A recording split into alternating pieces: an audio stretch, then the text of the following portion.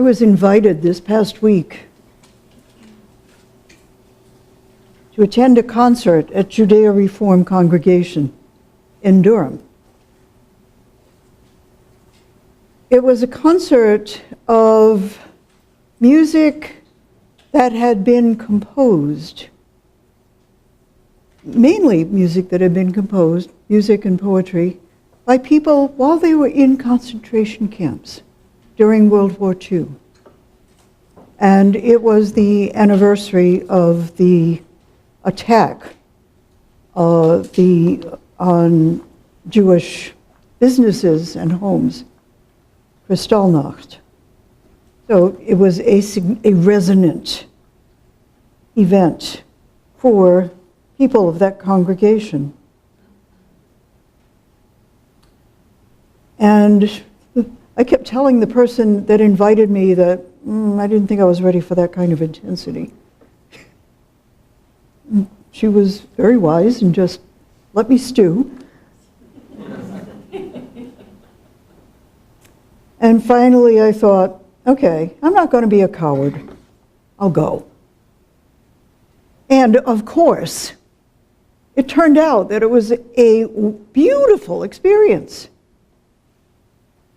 despite the pain of the circumstances in which that beautiful music had been composed, and those beautiful words had been spoken and written and recorded. And I thought, wow. And so on some deep level, I kind of knew that was probably going to be what the experience was, but it was. And it made me think, like, okay, how come? How can that happen? How can that be that in the midst of such inconceivable cruelty and hatred, such beauty can exist, such love, such joy? How can that be? And I thought about our time period right now, which has enough of that kind of hatred going on in the world, which is very painful to think about. And I thought, well, this kind of explains why we can connect with the greatness in ourselves, no matter what we're experiencing. Because what I realized was that those people who were at the receiving end of the concentration camps, the cruelty, the racism, they were expressing the strength that came from millennia of awareness of the divine and dialogue with the divine and gratitude together, shared gratitude to Spirit, to the Lord, to Jehovah, to God. And even in that kind of extremity, they didn't lose it.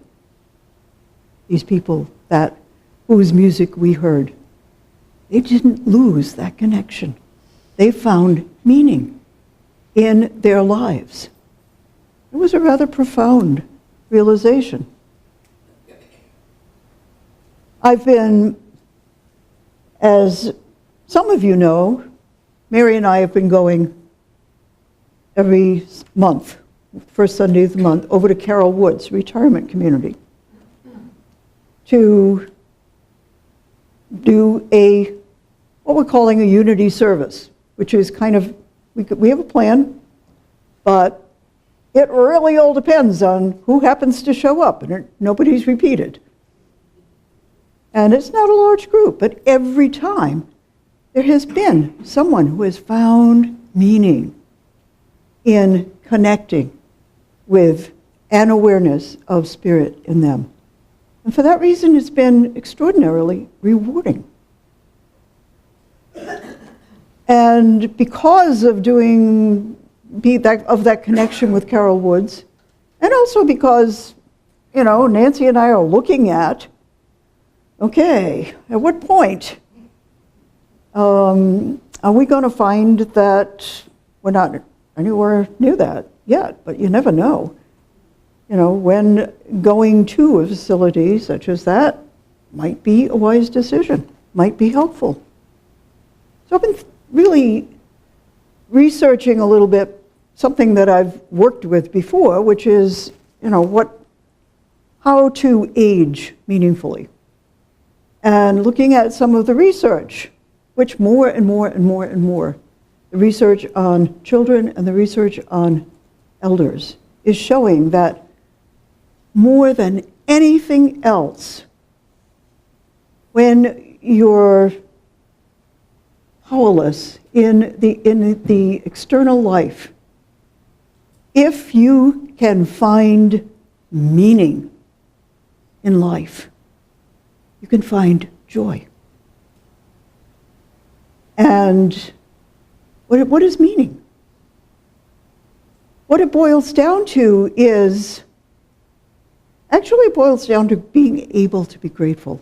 It boils down to being in the flow of receiving and giving.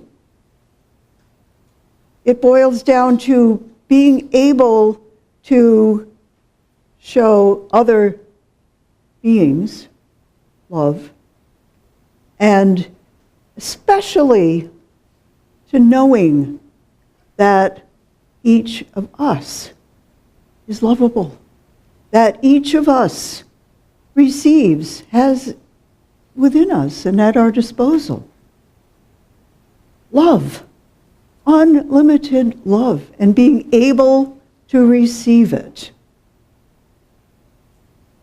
It's the law of circulation. That's meaning. And as I was thinking about that, I realized, I was aware that that concept really explains evil.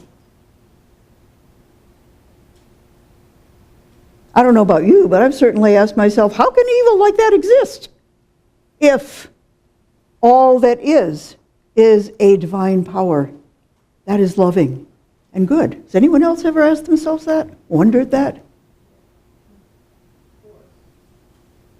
And the answer is, it can't. Evil cannot exist in the presence, in the awareness of spirit. Which makes it turn out that it is absolutely life-giving, as it was for the artists and musicians whose works we heard, to know how to receive and to love and to share love and to pivot awareness into the spiritual realm. That is absolutely life-giving. I found, poking around in the archives, I think this book is not any longer in print, but has anyone read anything by E.V. Ingram? Never even heard of him, her, or him, who knows? Initials, could be a woman. Anyway, I found a book called Prayer, Its Practice, and Its Answer.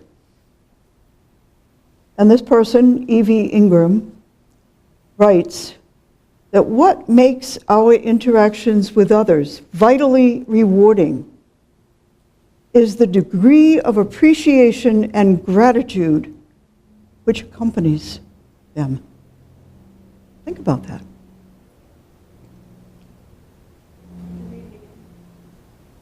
What makes our interactions with others vitally rewarding is the degree of appreciation and gratitude which accompanies them.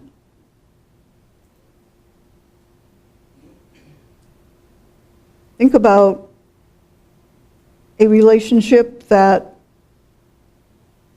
could get better. How much do you really appreciate that person right now? As much as you can? As much as is really possible? Try, if you want to improve that relationship, try being aware of not the stuff that drives you bats, something, anything that in a moment you appreciate about from that person, and say it to them. Don't expect anything back, just do it. It's one of the most powerful, awesome, amazing things we can do with anybody, is to express a moment of gratitude to them. I invite you to try it.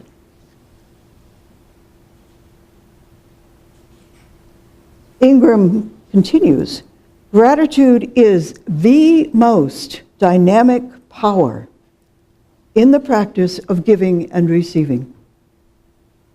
Realize that you're dealing with the force of your being, not the mere form of your body and the things that relate to it. That which liberates the force of your being makes you creative and powerful.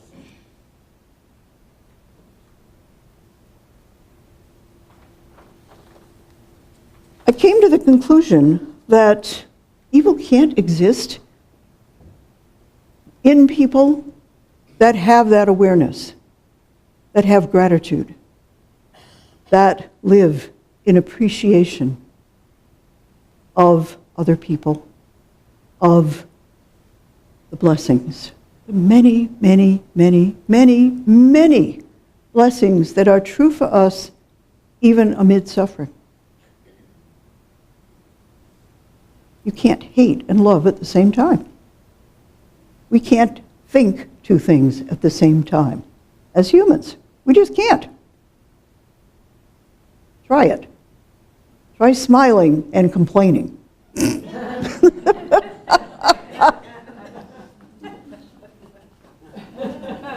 a good way to drive yourself crazy.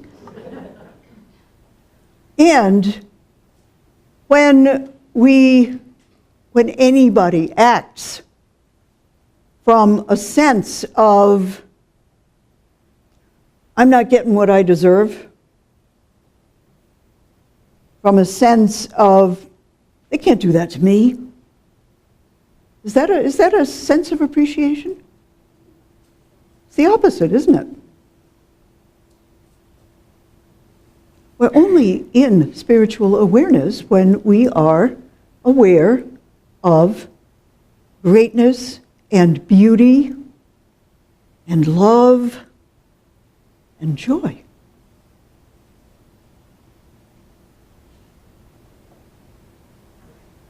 Cruelty means those are people, the people that are practicing that are living on the outside looking in. And they don't know how to get in. It's basically what it boils down to. You can think about every example of evil in world history. And it's an act of anti-gratitude.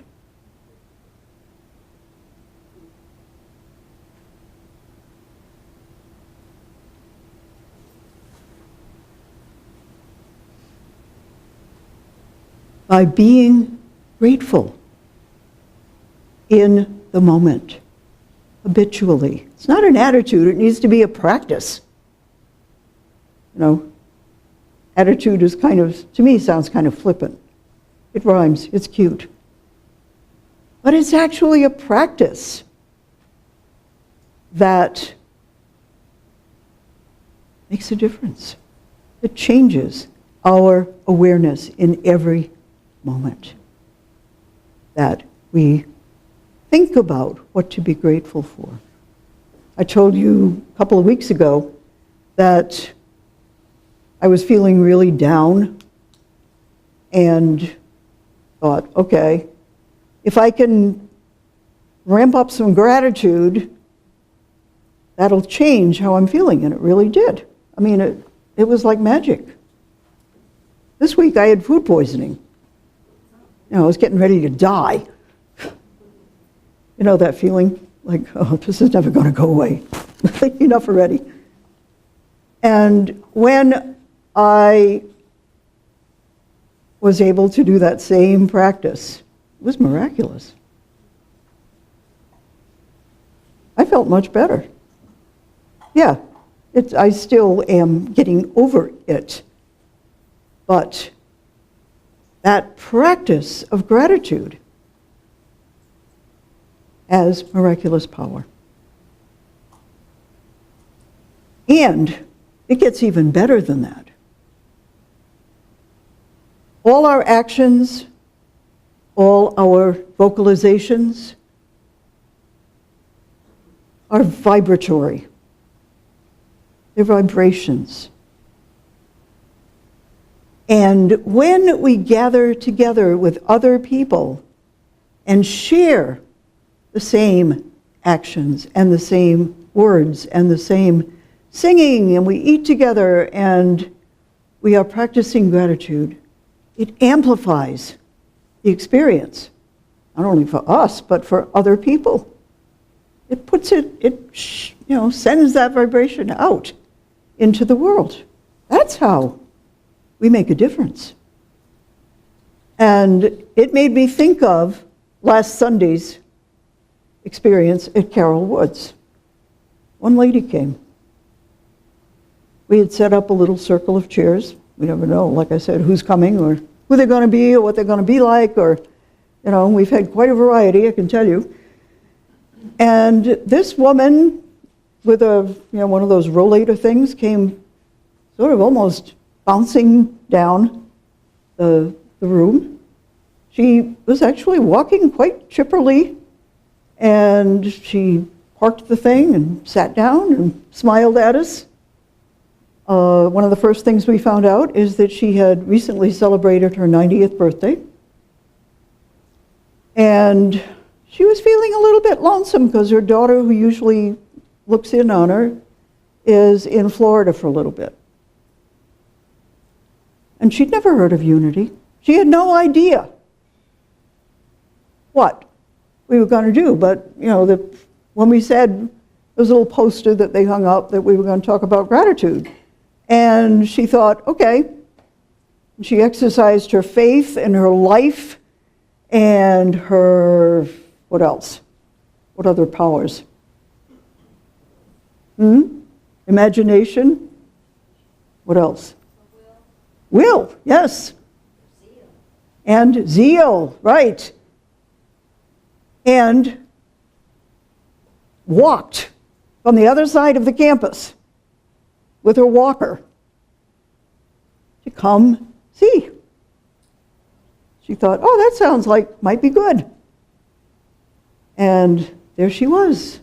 And she was very open and receptive. We learned that she had grown up Presbyterian, although she didn't bother with church anymore, hadn't for a while.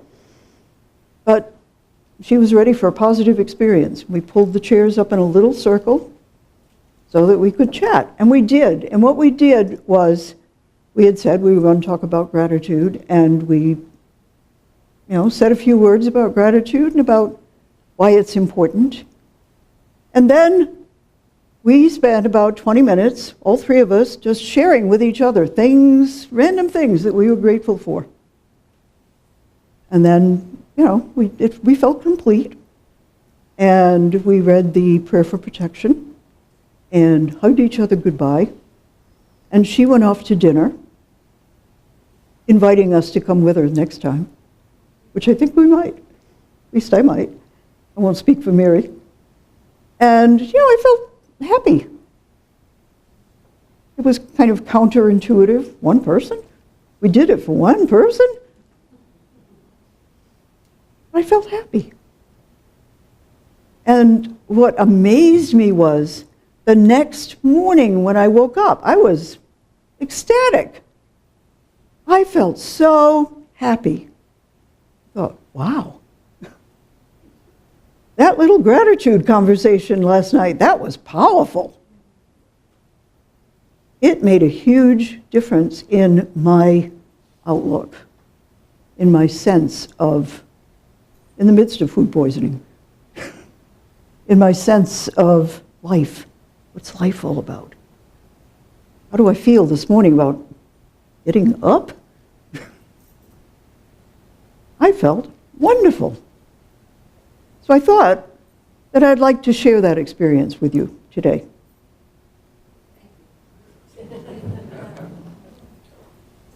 I mean, it's going to be up to all of you how it makes you feel. I'll be interested to find out. But I thought, hey, that was really kind of cool. So, would the greeters please distribute the gratitude beads? I'll tell you a little bit. You have seen these beads in the foyer all year, if you've been coming. I have to say you've done a wonderful job of using them. The idea is that when you come into the building, they're a reminder to feel grateful and to act on gratitude by taking a few beads, thinking about the things you're grateful for, and putting the beads into the bowl. Very simple. Kind of stupidly simple, you might say. But it's an action, it's a vibration, and it creates an energy of gratitude. And each year, we've done what this is and distributed to everybody in the community on a Sunday before Thanksgiving collections of beads from that bowl. They've already been blessed by all of us and our gratitude to bring home and share on Thanksgiving with your family. And we'll start again. So all these beads were blessed during the end of 2016 and most of 2017. They're sacred. And I'm going to ask you to just take a little handful of beads.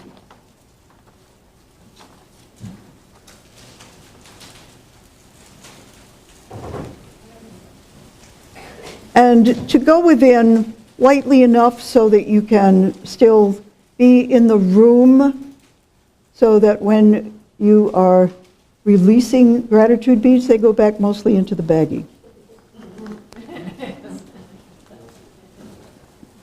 This is not meant to be a very, very, very deep meditation, but there's something that's very opening about going within. So I will ask you to attune to your breathing and relax. Breathe more slowly. Relax into your certainty that the universe is supporting you physically as you lean back into the chair. Let go whatever thoughts were meandering through your mind. And as you relax, allow people and situations that you appreciate to come into your awareness. Think of your dear ones, activities you love, places you enjoy, roles you find rewarding, people you're happy to see. experiences you relish. In a minute, I'm going to ask you to share out loud, kind of like popcorn, and this is louder than what we do in the meditation. We really want to hear what people are grateful for. To share all those names out loud and just, like I say, like popcorn, keep them popping. Keep them coming until you begin to run out. But I bet that we can keep it going for a little bit. Be happy as you hear things that others are grateful, that you're grateful for too. You can join in. And as you say the names, just put beads back into the baggie. A couple. The beads, as I said, are another way of creating shared vibration, amplifying the gratitude. So, I'm going to start. I am grateful for, just say them louder.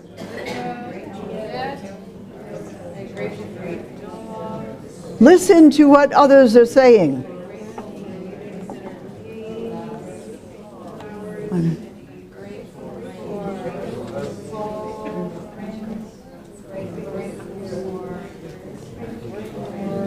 Grateful for being able to walk.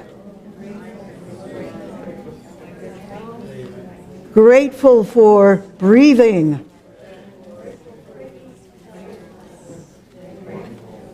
Grateful for knowing kids. Grateful for changing seasons.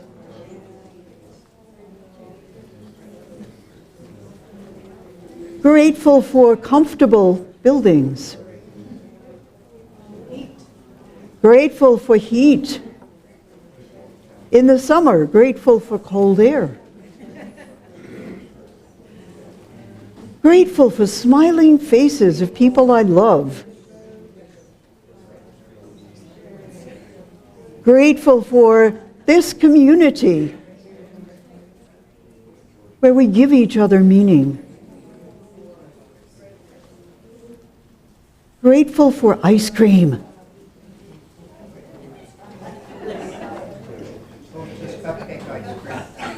Right.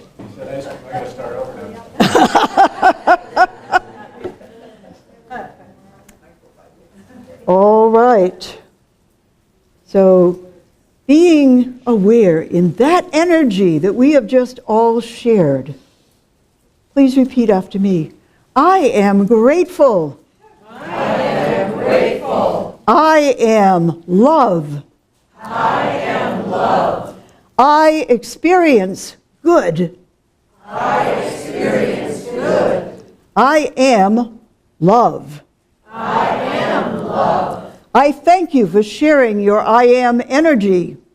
I thank you for sharing your I am energy. So it is. Okay, so now I think you are very present in this room. Look around and connect with somebody you don't know very well in the physical yet. And know your oneness. You know each other now very deeply. You have just shared one energy of love with each other. How do you feel? Grateful. All right. So I'll look forward to hearing how that joy, that gratefulness bounces around in your life for the next few days. And you can renew it, you know. Take the beads home. Share them with your family. Share them with your friends whenever you have a chance. Let's have a grateful time. And think about all the things we're grateful for. It amplifies when we do it together. So, that's the positive energy of shared gratitude. And I invite all of us to keep it in mind during the upcoming holidays, Thanksgiving dinner. When's the last time you felt that grateful at Thanksgiving? Amp it up.